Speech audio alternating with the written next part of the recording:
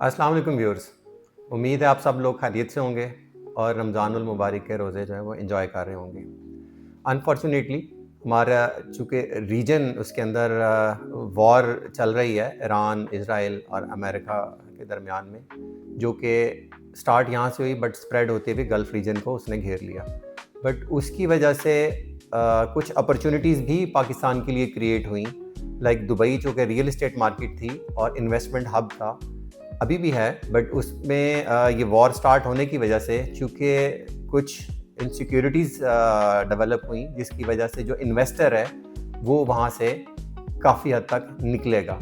हाँ, जो वहाँ की ऑन ग्राउंड प्रॉपर्टीज़ हैं वो ज़रूर सस्टेन करेंगी रेंटल प्रॉपर्टी, लेकिन वहाँ पे टूरिस्ट जो है वो जब डिस्टर्ब होगा तो रियल एस्टेट भी डिस्टर्ब होगी और इन चीज़ों को सेटल होने में थोड़ा टाइम लगेगा।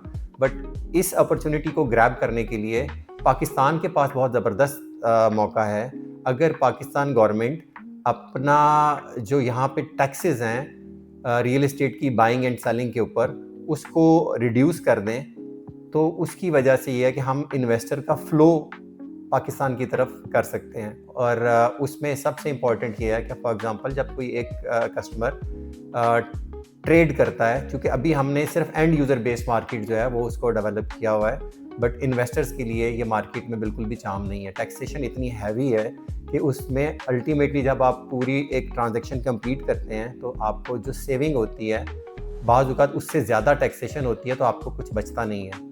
तो इसलिए बेस्ट ये है कि अगर गवर्नमेंट इसमें जो टैक्सेशन है, फॉर एग्ज़ाम्पल जब आप बाय करते हैं तो बाय करने के ऊपर जो स्टैम्प ड्यूटी आप पे करते हैं तो उस स्टैम्प ड्यूटी को रिड्यूस किया जाए। ऑल्दो लास्ट फाइनेंशियल ईयर के अंदर जब बजट आया तो उस वक्त स्टैम्प ड्यूटी को 1% रखा गया, बट बाद में उसमें 1% और ऐड कर दिया गया, जिसकी वजह से उसका बर्डन इंक्रीज़ हो गया।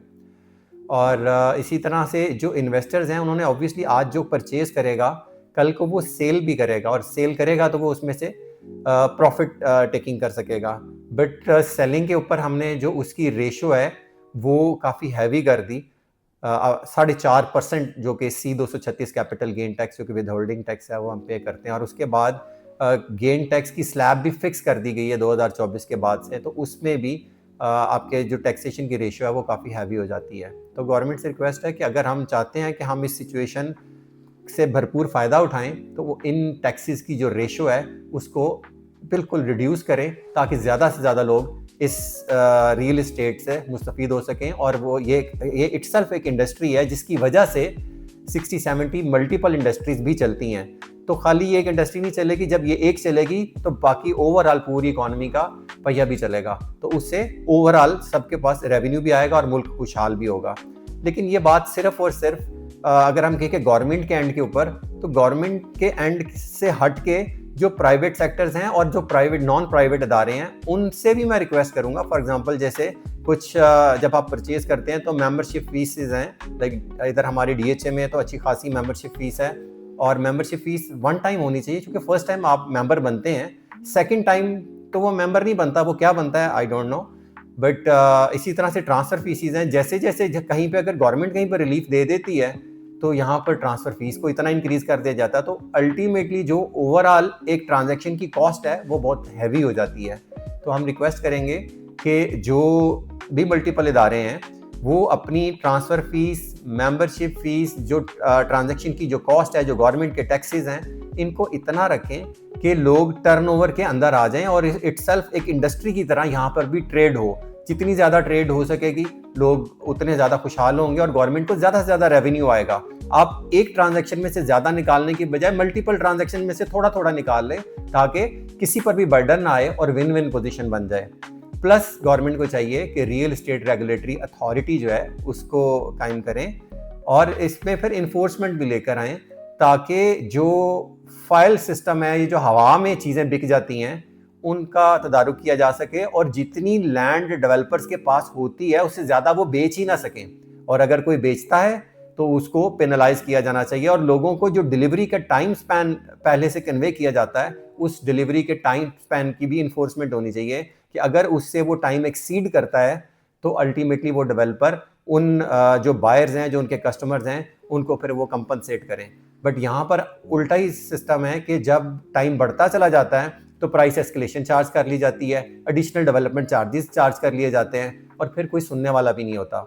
इसी तरह से सिक्योरिटी के नाम के ऊपर करोड़ों रुपए लिए जाते हैं, बट जब सिक्योरिटी की कहीं पे ज़रूरत आती है, जब पूछा जाता है तो फिर वो कहते हैं जी कि आप 15 पे कॉल कर लें। तो जब 15 पे कॉल करनी है तो फिर सिक्योरिटी चार्जेस आप क्यों ले रहे हैं? आप प्लॉट पर भी सिक्योरिटी चार्जेस लेते हैं, तो वो प्लॉट पे जो आप चार्ज कर रहे हैं तो वो प्लॉट कहीं भाग तो नहीं जाता। और हर दफ़ा उसका साइट प्लान भी अक्सर होता है कि जी साइट प्लान चार्जेस भी कुछ अरसे के बाद आपको दोबारा बनवाना है।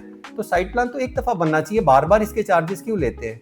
तो इसी तरह से फर्दर जब हम आगे आते हैं तो नॉन यूटिलाइजेशन चार्जेस भी इतने हैवी हैं कि बाज़ ऐसे लगता है शायद जैसे पार्टनरशिप अंदर कर ली गई है, जो कि करोड़ों में नॉन यूटिलाइजेशन चार्जेस अंदर आ जाते हैं। और फिर इसकी इंप्लीमेंटेशन भी, अगर आज आपने रेट उसका इंक्रीज किया है तो ये बैक डेट से कैसे अप्लाई हो जाते हैं, जो कि रूटीन में लीगली तो रिट्रोस्पेक्टिवली लिए ही नहीं जा सकते, बट अनफॉर्चुनेटली यहाँ पर लिए जा रहे हैं और फिर किसी की कोई सुनवाई भी नहीं है।